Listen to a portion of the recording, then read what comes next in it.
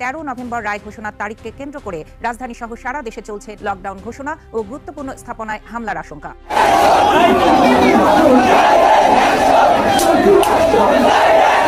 আমি রাজপথে থেকেছি, কিন্তু আমি রাজপথে থেকে আমাকে এখন বলতে হচ্ছে যে এই সরকারটা একটা ব্যর্থ সরকার।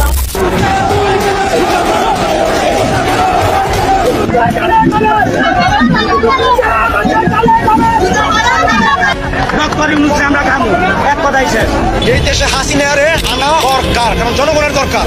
13ই নভেম্বর শেখ হাসিনার দেওয়া লকডাউন উপলক্ষে বাংলাদেশের বাতাসে বইছে এক টানটান উত্তেজনার জ্বর। মশাল হাতে ব্যানারে লেখা ইউনূস হটাও দেশ বাঁচাও।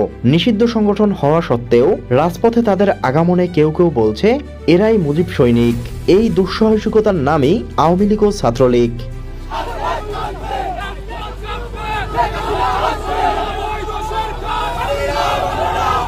এদিকে শুধু আওয়ামী লীগ আর ছাত্রলীগ নয়, তাদের এই আন্দোলনে যোগ দিয়েছে খেটে খাওয়া নিম্ন আয়ের মানুষ। ইতিমধ্যে গত 15 মাসে এই সরকারের কার্যক্রমে ব্যাপক সমালোচনা সহ শেখ হাসিনাকে দেশে ফিরিয়ে আনার অঙ্গীকারবদ্ধ হয়েছেন তারা। বিশ্লেষকরা বলছে আওয়ামী লীগের এমন বিক্ষোভ মিছিল চলতে থাকলে দেশ ছাড়তে বাধ্য হবেন ডক্টর ইউনূস। এ বিষয়ে বিস্তারিত জানতে সম্পূর্ণ ভিডিওটি দেখতে থাকুন। আওয়ামী লীগের ঢাকায় লকডাউন কর্মসূচিতে অংশ নেওয়া সকলের উদ্দেশ্যে আরও কয়েকটা বার্তা। সবসময় আপনারা সাবধান থাকবেন। এটা প্রথমত দেখেন, বিএনপি জামায়াত এই দুইটা দল হচ্ছে আগুন সন্ত্রাসের রাজনীতি পছন্দ করে। এরা সব সময় আগুন সন্ত্রাসী কর্মযজ্ঞ ঘটিয়ে প্রতিপক্ষের উপর দায় চাপানোর একটা নোংরা খেলায় মেতে ওঠে, বারবার চেষ্টা করে, যেটা আপনারা গত বছর জুলাই আগস্টের সেই জঙ্গি উত্থানের সময় দেখেছেন। এরা সরকারি সব প্রতিষ্ঠানে আগুন দিয়েছিল, সরকারি সকল স্থাপনায় আগুন দিয়ে সেই দায়টাও আওয়ামী লীগের উপর চাপিয়ে দিয়েছে। আওয়ামী লীগ নিজেরাই এই প্রতিষ্ঠানগুলোতে আগুন লাগিয়ে জামাত, শিবির এবং বিএনপিকে বিতর্কিত করতে চায়। কিন্তু পরবর্তী সময়ে আমরা দেখতে পেয়েছি এনসিপি, জুলাই জঙ্গিদের বিভিন্ন লোকজন, বিএনপি, জামাত, ছাত্রদল, ছাত্র শিবিরের বিভিন্ন সন্ত্রাসীরা এই আগুন লাগার কাজগুলা ঘটিয়েছে। ঠিক একইভাবে রাজধানীব্যাপী অর্থাৎ ঢাকার বিভিন্ন প্রান্তে কয়েকটা বাস পোড়ানোর ঘটনা ঘটেছে। আপনারা নিশ্চিত থাকেন, একদম নির্দ্বিধায় বলতে পারি আমি, এগুলা করেছে বিএনপি, ছাত্রদলের গুন্ডারা। কারণ তারা চাচ্ছে বাংলাদেশের মানুষের কাছে এইটা উপস্থাপন করার জন্য যে দেখো, আওয়ামী লীগ আগুন সন্ত্রাসের রাজনীতি ফিরিয়ে আনছে, আওয়ামী লীগ আগুন সন্ত্রাস করে দেশকে অস্থিতিশীল করতে চায়, আওয়ামী লীগ আগুন সন্ত্রাস করে দেশের মানুষের ভাগ্য নিয়ে সিনেমিনি খেলতে চায়, যাতে সামনের দিনে নির্বাচন না হয়। অর্থাৎ বাংলাদেশের যে সার্বিক প্রেক্ষাপট সৃষ্টি হয়েছে, বাংলাদেশের যে একটা সংকটকালীন মুহূর্ত সৃষ্টি হচ্ছে, এই প্রত্যেকটা বিষয়কে আওয়ামী লীগের উপর চাপিয়ে দেওয়ার জন্য সারা দেশব্যাপী আগুন সন্ত্রাস করবে বিএনপি এবং জামায়াত। অলরেডি তারা বাসে আগুন দিয়ে সেটা শুরু করে দিয়েছে। এবং আমি আরও কয়েকটা কথা বলি আপনাদেরকে, এরা প্রত্যেকটা শিল্প প্রতিষ্ঠান থেকে শুরু করে রাষ্ট্রীয় বিভিন্ন স্থাপনাতে আগুন দেবে এবং এদের সব থেকে বড় লক্ষ্যবস্তু হবে হসপিটাল এবং শিক্ষা প্রতিষ্ঠান। কারণ এরা তো কখনো মানুষের ভালোটা চায় না, এরা তো কখনো বাংলাদেশপন্থী রাজনীতি করে নাই। এরা দেখবেন বড় বড় হসপিটালে আগুন দেবে, সেখানে রোগীদের চিকিৎসা সেবায় বিঘ্ন ঘটাবে, যাতে বাংলাদেশের মানুষের সাইকোলজি নিয়ে খেলা যায়, যাতে বাংলাদেশের মানুষের সিম্পেথি তারা অর্জন করতে পারে। তারা যেন এই আগুন দিয়ে বলতে পারে দেখো আওয়ামী লীগ হসপিটালে আগুন দিয়েছে, তারা শুধুমাত্র ক্ষমতার জন্য, দেশে ফেরার জন্য তারা হসপিটালে আগুন দিয়েছে। এই ধরনের পাবলিক সেন্টিমেন্ট ক্রিয়েট করার জন্য, anti Awami League sentiment create করার জন্য তারা এই ধরনের কাজগুলো করবে। সো আমার পরামর্শ থাকবে আপনাদের প্রতি, বাসে আগুন দেওয়া, বাসে ইট পাটকেল ছোড়া কিংবা বাস থামিয়ে ঝামেলা সৃষ্টি করা, এগুলা থেকে বিরত থাকবেন। শান্তিপূর্ণভাবে সমাবেশ করেন, আপনারা সব জায়গায় বার্তা দিয়ে দেন, আপনারা প্রত্যেকটা শ্রমিক ইউনিয়নে বার্তা দেন যে বাস যাতে না চলে, এটা আপনারা করতে পারেন। বাট বাসে ইট পাটকেল ছুঁড়ে সাধারণ যাত্রীদেরকে ক্ষতিগ্রস্ত করা কিংবা সাধারণ যাত্রীদের উপর হামলা করা, এগুলা আওয়ামী লীগ কখনো করেনি এবং করবেও না, এইটুক বিশ্বাস আমরা রাখি। কিন্তু এই যে ছাত্র দলের গুন্ডারা, শিবিরের গুন্ডারা, বিএনপি জামাতের সন্ত্রাসীরা, এরা কিন্তু এই কাজগুলো করবে এবং করে। এরা দেখবেন রাতের অন্ধকারে এরা বিভিন্ন জায়গায় আগুন লাগিয়ে দেবে, দিয়ে সেটার দায় আওয়ামী লীগের উপর চাপানোর চেষ্টা করবে এবং পরদিন মিডিয়াতে দেখবেন খুব চমৎকারভাবে, সুনিপুণভাবে, একদম মুখরোচক গল্প সাজিয়ে তারা বলতে চাইবে, বলার চেষ্টা করবে যে এই কাজটা আওয়ামী লীগ করেছে, এই কাজটা ছাত্রলীগ করেছে। আজকে সারাদিন ঢাকা শহরের কয়েকটা প্রান্তে কয়েকটা বাসে আগুন লাগিয়ে দিয়েছে। সবশেষ যেটা দেখলাম, লেভেড হসপিটাল ধানমন্ডি 5-এর আশেপাশে, সেইখানে একটা যাত্রীবাহী বাসে রাস্তার মধ্যে আগুন লাগিয়ে দিয়েছে। এই আগুন লাগানোর রাজনীতি, এই বাস পুরানোর রাজনীতি শুধুমাত্র বিএনপি করতে পারে। 2014 সাল থেকে আপনারা নিশ্চয়ই দেখেছেন তারা কিভাবে সাধারণ মানুষের, শ্রমজীবী মানুষের কর্মক্ষেত্রে ঝামেলা সৃষ্টি করা, রাস্তাঘাটে বিঘ্ন ঘটানো, এই কাজগুলো তারা খুব ভালোভাবে করতে পারে।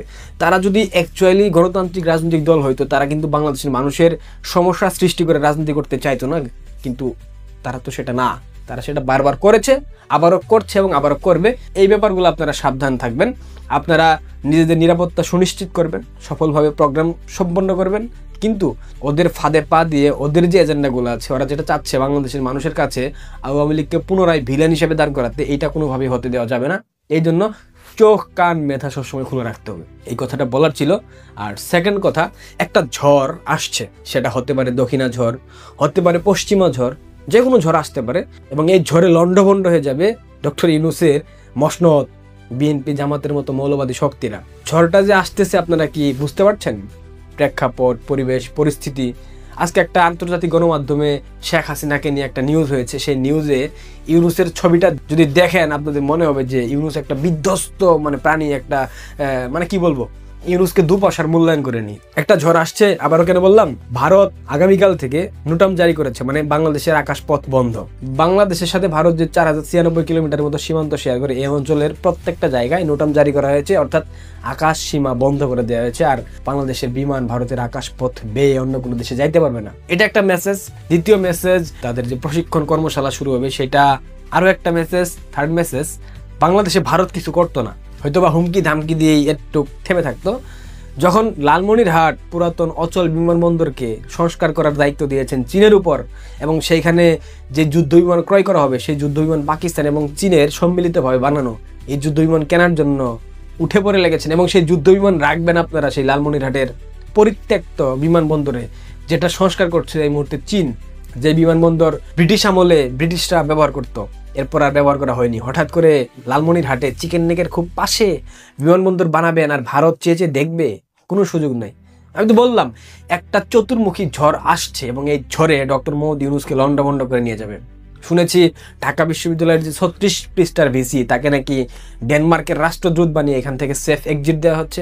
লামিয়া মুর্শেদ, মানে ইউনূসের যেগুলা গ্রামীণ প্রতিষ্ঠানের যেগুলা চর, যেগুলা পোষা প্রাণী, লালিত পালিত প্রাণী, এদেরকে টেকনিক্যালি সেফ এক্সিটের মাধ্যমে ডক্টর ইউনূস বাংলাদেশ থেকে পাঠিয়ে দিচ্ছে। এখন জুলাই জঙ্গি এবং উপদেষ্টা পরিষদের বাংলাদেশে যে ফারুকি, আসিফ নজরুল, এদের উদ্দেশ্যে বলতে চাই, ইউনূস যেই লেভেলের হিপোক্রেট, ইউনূস যেই লেভেলের সুবিধাবাদী, ইউনূসের মধ্যে ন্যূনতম মানবিক মূল্যবোধ নাই। ইউনূস কিন্তু কারোর কথা চিন্তাও করবে না, জাস্ট ফুটে যাবে এবং এই ঝড়ে লন্ডভন্ড হবা তোমরা। সো ফারুকি, বি কেয়ারফুল, তুমি অনেক বেশি অন্যায় করে ফেলেছো, কারণ তোমার অন্যায়ের পাল্লাটা অনেক অনেক অনেক উপরে উঠে গেছে। পলকের চামচামি করে যা যা করেছো এগুলো সব কিন্তু তুমি ভুলে গেছো। যাই হোক দর্শক, আমার সাবধান করা দরকার ছিল, এই বাস পুরানোর ব্যাপারটা থেকে আপনারা এড়িয়ে থাকবেন। আবারও পাবলিক সেন্টিমেন্ট এন্টি আওয়ামী লীগের দিকে ধাবিত করার একটা প্রচেষ্টা চালানো হচ্ছে, এবং দ্বিতীয়ত একটা ঝড় আসছে এবং ভারত বাংলাদেশকে এবার একটা সর্বোচ্চ শায়েস্তা করবে, এইটুকু মাথায় রাখবেন। ভালো থাকবেন, ভালো লেগে থাকলে সাবস্ক্রাইব করে দিন।